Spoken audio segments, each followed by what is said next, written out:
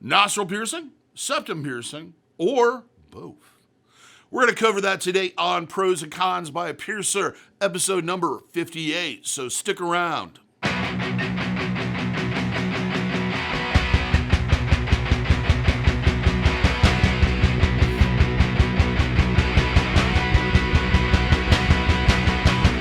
For those that are new to the channel, my name is DaVo. I'm a professional body piercer and have been since 1994. I own and operate the Axiom Body Piercing Studio located here in Des Moines, Iowa, inside Skin Kitchen Tattoo.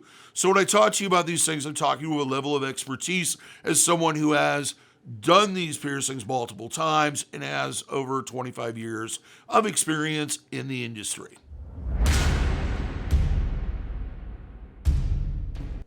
Today's topic came from one of our viewers. They asked me to do a pros and cons on nostrils versus septums versus doing both of them at the same time. I'm going to cover basically nostrils and septums, and then at the very end, we'll cover, get into more of doing both of them either at the same time or later, etc. So if you're interested in getting both of them done, I would suggest sticking to the end.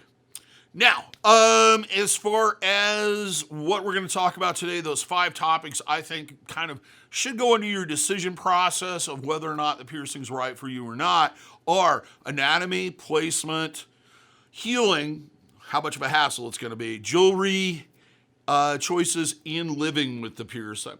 So let's start off initially with anatomy. With anatomy, nostril piercings, pretty much everybody can get one done. The only thing that really changes from one person to another is the thickness and the placement of that ridge, the thickness of the actual tissue, and etc.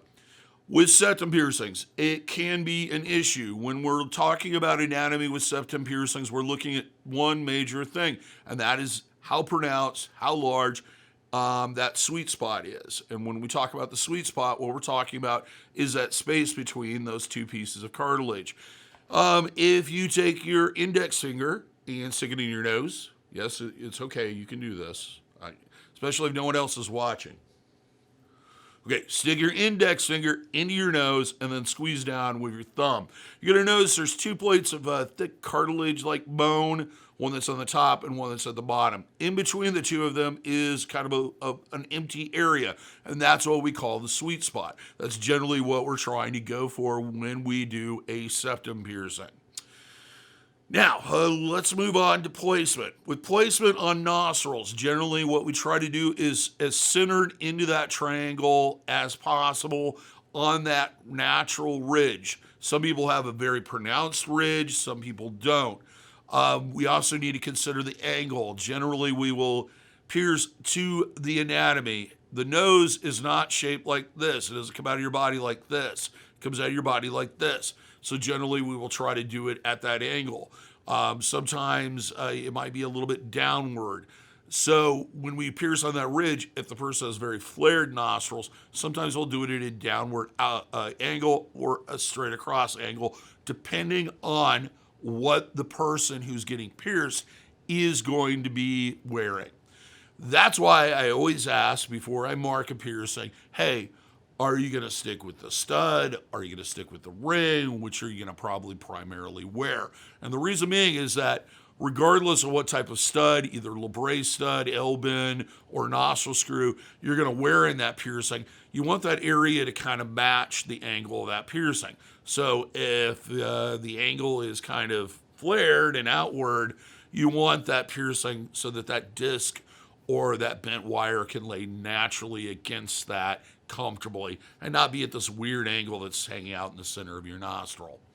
With rings, you kind of want to do it more straight, more almost 45 degrees. And the reason being is that you want that ring to hang evenly inside.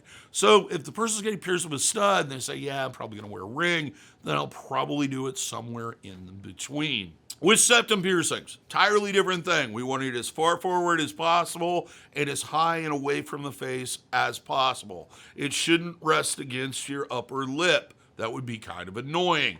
Also, because a lot of people like to flip up the jewelry, we want it as far forward so there's enough room to easily and comfortably flip that jewelry up and down when need be. Um, you have to consider that usually the sweet spot kind of travels straight and then kind of goes up a little bit the further forward you get. So usually when a piercing is done correctly through that sweet spot forward, it's usually a little bit higher and more inside the nose, which I think looks better and tends to heal better and tends to fit more into the shape of the anatomy instead of having this thing that just kind of hangs out at the bottom. Which moves us on to healing. Yeah, healing, both of these heal fairly easy. Nostrils are probably a little bit more complicated because they're not as enclosed, they're not as protected as the septum piercing is. You're going to have more issues with contact with bedding, clothing, things getting caught on it, etc., than you're going to have with a septum piercing. Also, you want to be very, very cautious with hairsprays, cosmetics, etc., not coming in contact with that piercing. So it's a little bit more work as far as isolating the piercing itself. The septum, they heal fairly quickly, sometimes faster than nostrils. They're kind of contained in this area where it doesn't get a lot of activity, doesn't have a lot of pulling and yanking and etc., doesn't expand and contract a lot. So it's a fairly easy heal to do. That brings us on to jewelry. Nostrils, a little bit more variety is available. You can wear various different studs in it, and you can wear rings. With septum piercings, it's more stuck with kind of that circular style jewelry if you want to actually be able to see the piercing. You can put a bar in a septum piercing. However, you're not going to be able to see that piercing probably at all. And that brings us to the last one, living with the piercing.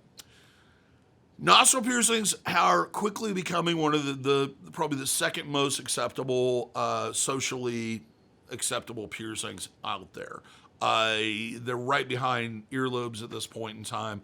I don't think it constricts employment as much as it used to, but it's more socially acceptable than it ever has been. We're doing a great deal more of nostril piercings than we're doing of other piercings at this point in time, at least in my career.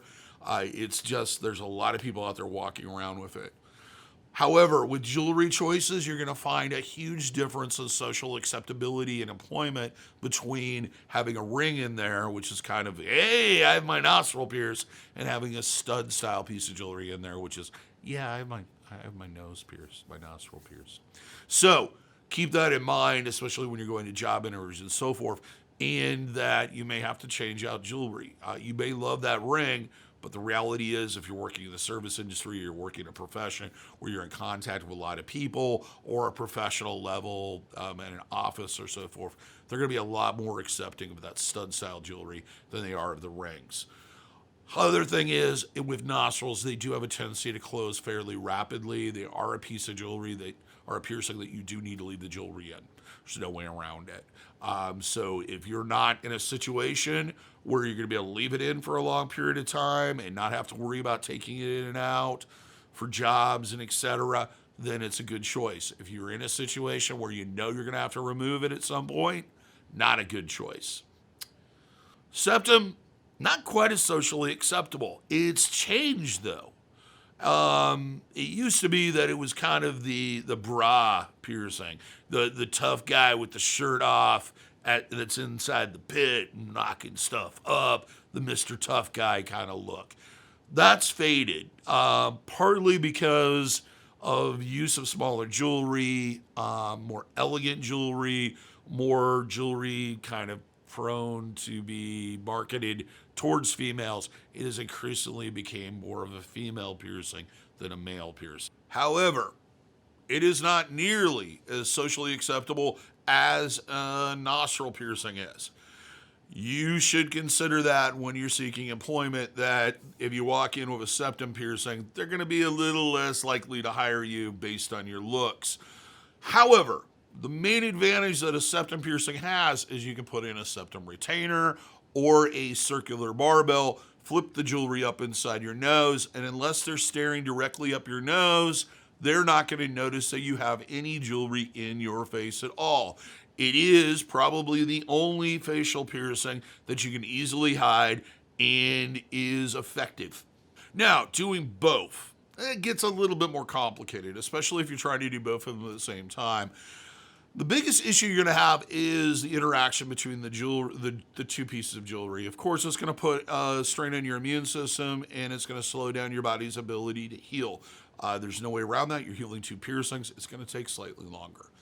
When you're doing the piercing, especially from a piercer standpoint, depending on the style of jewelry that you're using, especially if you want a ring in your nostril, which is not really always the best option initially when you're healing out a piercing, it makes it very difficult to find room for that additional jewelry. For example, if you want the circular barbell that you flip up and you've got this giant ring in there, well, not giant, but fairly big ring, it's going to get tangled and caught. It may make it a little bit more complicated to clean them for that reason. It may make them a little bit more complicated to change. However, there's absolutely no reason why you can't have both.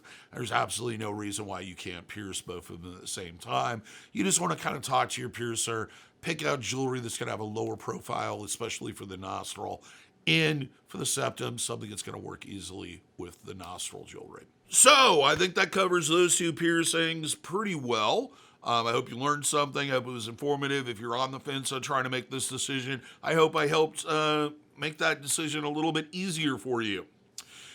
If you liked the video, give me a thumbs up. If you haven't subscribed already, please subscribe. Hit that notification bell so you're notified every single time we post a video. We post between 3 and 4 a week, all with a focus on education and highlighting the art of our artists here at Skin Kitchen, but mostly educational videos about tattooing and body piercing. Check out our merch store. We have various different t-shirts, designs, products, etc. Not only does it help support us, but it also makes you look good, makes you feel stylish, makes you, do something for yourself and feel good about it. So check that out. Link is in the description. Also, we have the merch shelf. So right below the video is a few examples of the products that we have available. If you feel like I missed something, or you'd like me to expand on something, or you just plain have a question that you can't find the answer for, leave a message or a comment. I generally answer them when I have time. Till next time, here's hoping all your piercings and tattoos heal with ease and without a single issue. And if you're in the Des Moines, Iowa area, I hope to see you for your piercing needs in the future.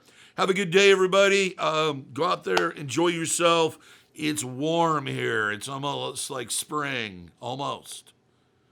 Tomorrow's March 1st, so who knows? But get out there, do something active, and enjoy the weather while it lasts.